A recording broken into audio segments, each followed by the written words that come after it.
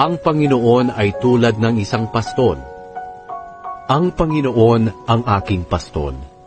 Hindi ako magkukulang ng anuman. Tulad ng tupa, pinagpapahingan niya ako sa masaganang damuhan. Patungo sa tahimik na batisan, ako'y kanyang inaakay. Panibagong kalakasan ako'y kanyang binibigyan. Pinapatnubayan niya ako sa tamang daan, upang siya'y aking maparangalan.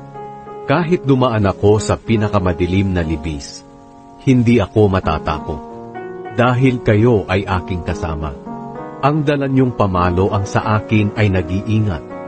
Ang inyo namang tungkod ang gumagabay at nagpapagaan sa aking kalooban.